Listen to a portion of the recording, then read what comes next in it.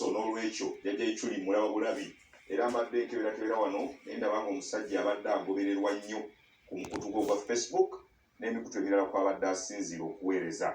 bingi nnyo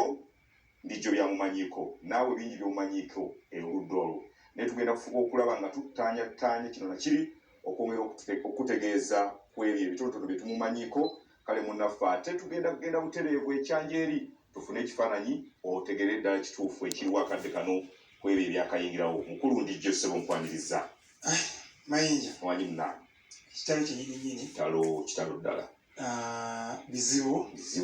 zibadde essaawa nti ki nti bagamba Jajja ichuli akubiddwa amasasi ntandikidde okubira ku bantu bensuubira nti batera omubeera okumpi ake n'essimu ye gye mbadde nasemba okufuna waliwo agikutte awo n'angamba nti si bituufu nemandi kati ayinza okuba omanyi essimu eyiye yennyini omanyi no ennamba ye azze akola n'abantu ab'enjawulo olabira n'abantu abakuyambako naye obviously buli wootuuka wodrop nga nokwalala okulala so embadde ensula nti bamuli kumpi nsa okukubira n'angamba nti si bituufu nemugaa nti naye yongera okunoonyereza paka yonkubidde angambye nti ndi wano bituufu nengamba nga kizibu nga kitalo banenewe okusinziira ku mwogezi wa poliisi omumyuka omwogezi wa poliisi mu Kampala Luko Wesigire naye afulumiza ekiwandiiko nga akakasa okufa kwa Isma era agamba ziwedde essaawa nga 3 n'eddakiika 2 awo abantu batanategeerekeka bamukubye amasasi era nti poliisi etandikidde okukola ki ogwayo gw'okunoonyereza kuba kati efuuse crime scene wali eri ekyanja awo si wala nnyo nno newa minisita ono yakakuwa amasasi si wala nnyo maliyo yakwenda musasi waffe mu lupapula Kasomoko Henry Kasomoko n'angamba kuba naye wali kusinga n'angamba nti gwamanyi omupiira bale ekisaawe nga kimu n'ekitundu wa 2 ekisaawe nga kimu baliraanwa abo awo amukubidde nnyini amasasi so yenjega eri sayidi ze yekyanja kibi nnyo kibi ddala Isma Olaxes y'omu ku blogger betuyinza okwogerako abadde beekoledde erinnya mu ggwanga era balina okulonda gye buvuddeko nemulonda nga pulezidenti wa blogger mu Uganda muno Isma Olaxes golaba oyo ku mitimbagano gino gye social media abadde musajja w'amaanyi era following y'amaanyi abadde alina show gy'akola buli kumakya ssaawa nga 12 awo nga abantu bonna omanyi gyokedera okumanya kati bana bebaka ssaawa 4 bla akera kumakya okumanya kigenda mu maaso mu ggwanga ensi yasuze etya ekedde etya Isma nga baakudde ku bintu ebyo ebimu ku bintu ebadde bisinza omutunda mu buuyi obwo ntandika okumumanya Isma obutuufu 2018 naye nga nali muwulira kubanga yali ku kyeyo Sweden eyo ng'abaana bonna ababeera ku byeyo ngatera okudda mu ggwanga n'agenda akomawoko n'agenda ng'ebagenda n'okomawoko abajja for holidays byonna yajjanga nnyo naye ng'eri wa blog yabatandikira eri Sweden eyo era ka vidiyo akakolebwa nga omusajja akubibwa MP ng'ani akubwa Isma akavidiyo kasinga omutunda mu nsi muno ng'abantu beebuuza omusajja bamukubira ki MP era nzijukira 2018 twalina pate yali eya $1 million pate yali mu club governor nga omugaga abamuyita Wajjala Joseph Wajjala yayitaddemu ssente nga patanalinze ne bukedde okulaba abantu tukabalinga omukolo ogwo Isma wensooka omulaba Isma Olaxes engeri yali Desemba nga ndowooza nga abali ku kyeyo basama twabakazaako oli abasama ngeri batera okujja mu Desemba okumulamuko baddeyo nti Isma naye yazze kuki kuholidde kumbe Isma yali akomeddewo ddala mu ggwanga ng'olubika lugise eri era ebiseera ebyo negundi omuyita muyindi omuyita Governor S naye Desemba y'emu eyo amaze okwawukana n'omukadde oli gwe yamaze okufumbirwa oba gwe yamaze okuwasa akomyewo so Wajjala abaleeta okumuyabako okupika pate yeeyo kati nga tetulowooza ti jasi bazze kuwummulamu okuholidde nabulya pate baddeyo kumbe Isma yasigalirawo ddala kuva 2018 Isma abadde asisidde muno era mpola najja nga aliviringa sitoole ye lwaki ekyasobola kuddayo ku kyeyo eri byakaluba bamudipootinga ng'agamba ki lwaki byakaluba kwanzikira ye musajja olupapula lwali lwa New Vision lwamuwandikako nti omusajja akomyewo ne siringisi 5 okuva ku kyeyo Isma munaye era takyegaana teyakomawo nti yakomawo mu mirembe ensi yali ekalubi eri so n'asalawo n'agaa nti kakomewo kuno era atandika empolampola okuyiya obulamu n'adda ku butaka era n'amanya nti nno sekiteni ya social media jjukira ensi gyali yavaamu Sweden ensi ziriko waggulu waffe mu byenkulaakulana ya tekinologiya nakina byonna so byamwanguya tiri yali abikozesa n'amanya nti singa apita mu bizinensi eno era y'omu ku basinze okulaga bloga baakuno nti eno bizinensi y'amaanyi gye muzannyiramu ya social media abadde afunirawa amanyi gabaddewa mu byenfuna naddala awo tutuwete omusajja yajja ne nusu 5 ne yeezimba n'abeerako waatuuka kati bwe tuyitanga obugagga kyemmanyi omutegeera mu byenfuna abadde ayimiridde atya tojaga nti abadde mugagga nenyinza okugamba nti embeera gy'abadde alivinga kati esingako gyeyaliko eyo kubanga neye emmotoka gyamutiddemu ebadde emmotoka ye ate agifuna atya eyo Isma akozesa social media eno page yeeyo because it's communication abantu baagala communicating n'abalala abantu baagala okwatuusizaako obukaba okubalanga ekyo ebyebityo so n'akuyetinga enkola eyo mu bagagga mu makampuni so nga afuna ssente n'abayisizaamu then ne following eno gyakuyetinga nti platforms ezimu ezo YouTube n'ekirala zisasula YouTube zisasula kati yenga akutta abantu abakwata kuli n'akuyetinga following ey'amaanyi n'abanga afunamu eri kugeza YouTube nti ekusasula ate bana abagagga ne bakola ki katono nnyo njagala kugendako kwogera ku ki ekiri ku ground akadde kano bwendabira bannaffe abasinga obungi abantu kibayita crime scene ndine mukulu mubuuke wano ayina ebigambo byampeerezzaako wano naye nga andaga nti wabaddewo oba oli awo okupapirira eri abantu okugenda ku crime scene yawagudde ekitalo kino abantu bakwatiridde ku motoka ya Isma abantu kwegamba bagenda kutaataaganya okunoonyereza kuba kati poliisi bw'enejja oba nambwa yayo nkozi ya lusu bajja kujja batandikiraawo ebyenkumu na biki baani abakutteko wekanga ate munnange omuntu gwatalina na musango ng'olugendedde mu ngeri bwetyo naye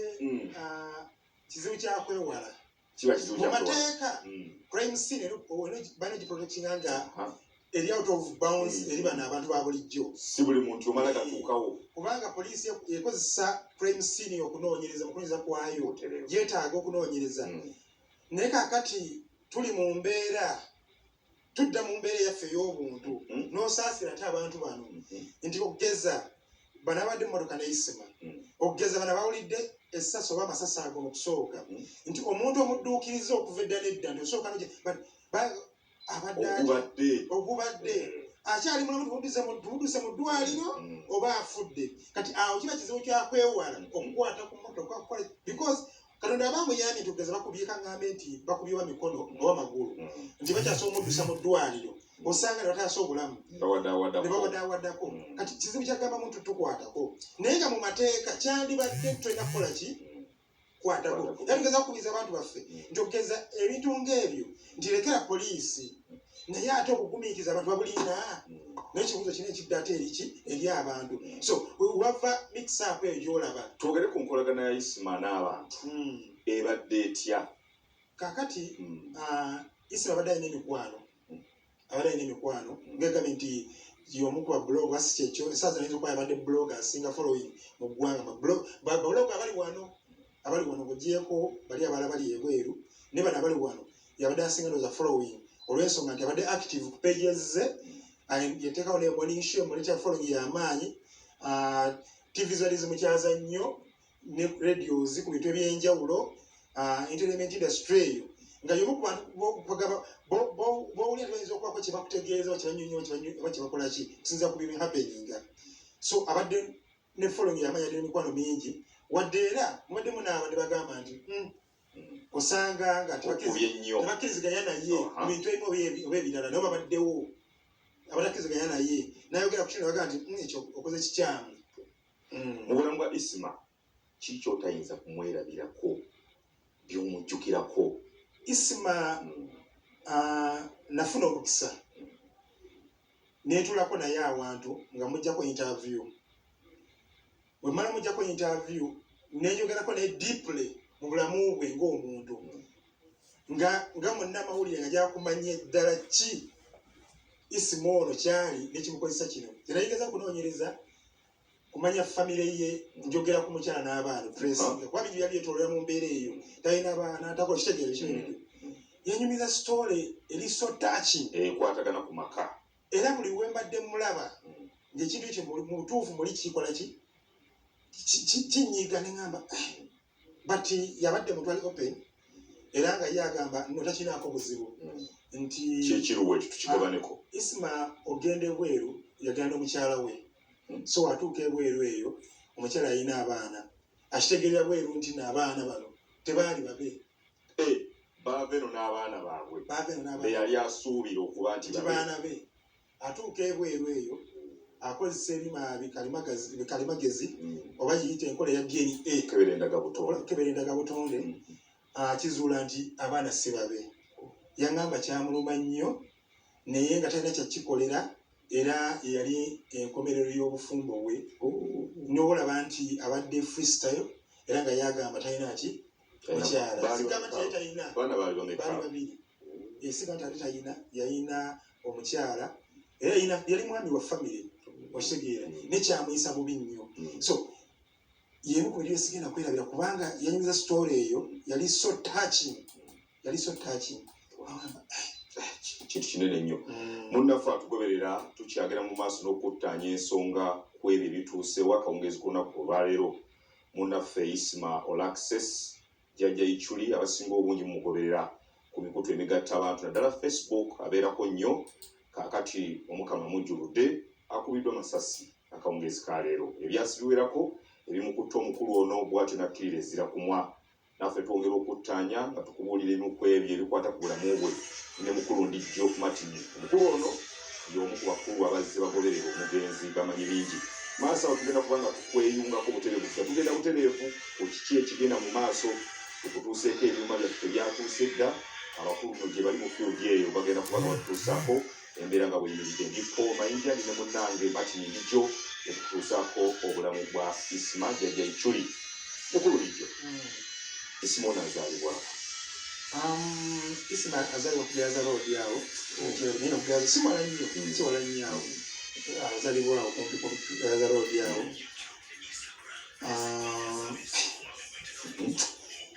kibi nnyo ekyalo kirabika sina kyalo kubanga omanyi mbadde ntunula Isma ono nze ng'omuntu kwegamba nga ndaba omusajja omanyi babadde amubuuza nyo ekintu ky'emyaka ng'alina akalevu kakakeeruwe era kwekali wali kakati nga yeeyita Jajja ichuli kwegamba nga ate ebintu byakola tibiriflectinga mu Jajja okitegeera osanga mu kiraabu n'atuuka naye kyusa nagamba Jajja mutiini ng'olumu yeeyita Jajja mutiini Jajja ichuli okitegeera mu February w'omwaka guno yali akyaddeko mu kanisa ya Pastor Bugembe kimu ku bibuuzo ebyamubuuzibwa n'ategeeza nti alina emyaka 59 kuba ngabi kyali kibuzaabuza nnyo ngambagamba musajja mukulu oba muvubuka naye nga just yatintinga ebirevu so abadde alivinga obulamu obuli awo kwegamba is a life era abadde anyumya nnyo emboozi ye ng'akulaga nti tamanyi kiyinza mujja mu Uganda muzza ku kyeyo kubanga bangi baganda baffe ne banyinaze bangi olaba nti bagamba nti akangende ku kyeyonjiye Isma kyagaana n'agamba nedda nteeka okudda ku butaka wadda ku butaka ate n'afuna experience endala ennyo okitegeere n'agamba nedda ate oba nakola nsobi emyaka gye namala eri kuba eri yali musizi wa langi era we yadda kuno kakati n'amanya nti nno guno mulimu gwa mutwe oba kugamba gita skill nti yagusomerera n'afuna skill mu gundi eyo era abadde yatandikawo kampuni ennaku ezo kampuni esiiga langi kati ng'akozesa connection ze zino z'afunye n'abantu abagagga nakyo na byonna okulaba nti bamuwa emirimu egyo era ku weekend abadde ng'omukubira essimu naddala mu budde w'emisana abannyo agamba nti ngenda ku site gundi nenda kwendala naye nga kwegamba olaba nti omusajja yali agezaako kwetetenkanya era nga akifunyeemu okiyinza okugamba azze ayogera nnyo ku nsonga z'omukwano nga bw'ogambye era alina abakyala batera okutulaga alina girlfriend abadde abyogerako ki Isma abadde musajja sijja mwita kazanyirizi naye kagamba asaagasaaga nnyo kakati mu kusaagasaaga ennyo wafuna kangamba omukyala nga mukwano gwe ayinza okusaaga n'agamba nti ono mukyala wange naye nga Isma ze kyemmanyi abadde tanatulaga nti ono mukyala kituufu ye mukyala wange oba mulina awaka oba tudeetinga era nga mu kusaagasaaga ennyama n'agamba nti ne bannaye ono mukyala gundi nzijukira bulungi wano ku Dr. Kulthum basaagasaaga nnyo era bamawulire otuka ne bamugamba nti nowa Isma olinawo ekintu ekyenjawulo ne Dr. Kulthum n'agamba nti nedda biri gyasiba byakusaaga era twagenda okulaba nga ba Dr. Kulthum omutuufu bamutulaze nti wuuno mukulu Akram so nkulaga mbadde ku example kugamba badde musajja musaazi netanatulagaako nti no mukyala wange okujjako oli gwe yanyumya gwe yakugamba yali ku kyeyo era nga nti nze nga nzikola oyitagira nekola yagamba nti byaggwa ebyange n'oyo so embeera eyo weewaawo ampuliriza omanyi buli kadde tufuna abatweyungako atutunulidde obulamu bwa Isma Olaxes nga twongera okukuba ttooki mu ebyo babloga bano abasinga obungi ebitabo byabwe bya mungu abamu ku bo nti kulinga kuyimba okutaliiko interview buli muntu asobola okugenda n'ayimba nga tekyetaagisa nnyo buyigirize ye Isma kibadde kitya wakolako bulungi interview bingi obimanyi bulamu bw'obutegeera era teyasoma nnyo nti genda wala yasoma nnyo nti genda wala nakugamba nti ade musajja mutitenkanya ya branching amangu n'agenda mu byemikono era gyeyayigira ebyo ebyokuzimba n'okusiiga kuba byabisomerera era neyagenda ebweru yabyongerako n'akuguka mu ebyo gyewandiise obanga olaga nti yagenda mu technical institute ya branching amangu naye nga abadde weyali yakadda yafuna omukisa n'agendako nasinkanako yagendako state house eyo era ne bateekawo ku mbeera egamba nti baga kutereeza blogging bagatereeza ba bloggers babaali bakozesa abantu bangi bali bakozesa nnyo emikutu gya social media bagikozesa bubi kuvuma abantu kolaki okitegeera nakwegamba kwonona bifaananyi gundi kwonona abantu ebigwa mu kkowa eryo so yali yeeyamye n'agamba nedda nakwataganako n'aba UCCU bataddewo embeera y'okuregistaringa buli blogger okijjukira bulungi nnyo Isma nga byevuddemu agamba nedda ajja kukulemberamu omulimu guno okuyamba ku sayidi eri ey'authority ne sayidi eno bo nga bablogger naye ebimu ebyo nyinza okugamba nti afudde tebinategeera bulungi kubanga leero weesanga nti abadde kagamba akivumirira ate ekyo ne weesanga ate naye agenze mutuwali erimu eryo noga nti nga tanatereeza kyalina kukola so naye nga maybe kyabadde ayambye kwa blogger abadde ageza kulaga abantu nti muno sookuyita mu blog ofuna ssente okay tumulabanga omusajja abadde tategeerekeka mu ngeri bweti omusanga n'alyoka kakana ku muyimbi bamunabyabufuzi ng'oyo n'amuvuma yatondako ku ntalo mwabo abantu benjogeddeko zibadde zitya entalo ze butakkaanya bwe n'abantu ng'abo baalumbagana buli kaddese abadde muntu omu kugamba abantu amu gwe batatola serious nange ndi omu ku bo batatola serious kubanga yakugambye nti era ajja kujja avumirire ekintu ekibi ogambe nti Isma kyakoze kirungi ate ekyomusange ng'alina omuntu gwakuba ogambe nti Isma ate afunye buzibu kino omuntu era ddala alinamu kuba mu mbeera eyo yoba kisaanidde kwegamba ng'ali awo kati nga batamba mulabanga atali serious era bayiza abantu bangi bablogga abantu babalanga batali serious okitegeera nti babatwalira balina ekitimu balabira ne babatwalira awo bate batyo so abadde akyagwa mu kiti ekyo simanyi kimula ne ttiimu yo muyimiridde mutya ku nsonga ey'okutwala abantu baffe butereevu ekyanja tumanye embeera yayimiridde ku ludda olwo twagala kulaba nga tugendayoko ensonga ezisobole okuba nga zisambira ddala bulungi nnyo wandibadde weetereza bulungi ensonga ezibeera zigenda bulungi so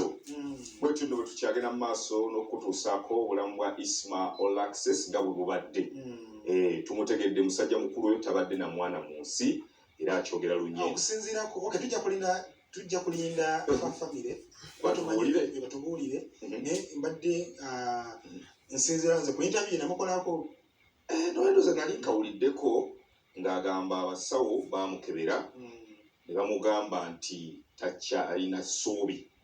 talina ssuubi gonzi teziwera bulungi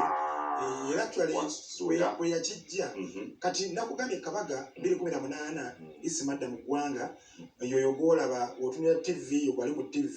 ali ku mukono ng'okitunudde wooti ku mukono ogwa ddyo otunira TV yo gwolaba oyo kabaga ako era onalina bulungi okalaba onali ku mukono ogwa ddyo omini ogwa kkono ng'otunudde TV yo ye mukulu wa Jajja oyo ali best Denmark yategese pate eyo ayita Isma oyo ne gavana esa abadde mu kifaananyi kiri ekisoose okuvaako okwongera okupika okugamba bamuyambe okulanga ekivulu kino gwe mwaka Isma gwajja basooka mwaniriza ng'abasama abaala bonna nti osanga azze yassi kulyako holiday naffe addeyo Isma n'asiisira kuno teyaddayo mpolampola oyo gwali naye amudidde gavana esa omumpimpi so Isma bamanyi bantu baabo gavana eso nakutte ku mukono oyajjukirwa nnyo we yawassa omukyala omuzungu mujjukidde wabombi abo ali Sweden ate ono ali makati wajjala oyo Joseph wajjala ateeka $1 million pate naye nga focus katutunuulidde Jajja ichuli mukamu bwatyo yali yakadda 2018 era ng'ebiseera ebyanyumya nnyo Sweden n'obulamu obwe Sweden nga tumanyi nga tumulaba because tumulaba eri nga blogingira eri okusinga nga wajja muno ng'ayinza n'okujja naddayo noli ategedde nga bakuba kyeyabala bonna bonna so wajja n'asiisirira ddala era okuva olwo yaddayo so mpalampala badde agezaako kuliviringa obulamu bwe wayatuga ekiseera n'agamba kati nkweka byaki nategeeza nti eri okuvayo nali seeyagalidde nali fositi okudda eno olw'embeera era kakati nange nzetereza bulamu bwange kuno okwava emboozi eyo eyakomawo semaine enusu 5 kyona byonna olw'embeera gyeyakomera kuno enkwatagana ye ne bannabyabufuzi ereetya kuba ndaba wano ekibiina ky'NRM kiraga nga mmemba waakyo omukama amujjuludde ng'ataddeyo dda post kituufu kiri kityawo batategeerekeka Isma mu biseera bya campaigns yalaga oludda n'agamba nti bannaaye nze ndi wa NRM era ebiseera bya bloginga nnyo ng'agamba nti ngayita bloga wa NRM nga yeeyita sijagamba nti ali bloga wa NRM kubanga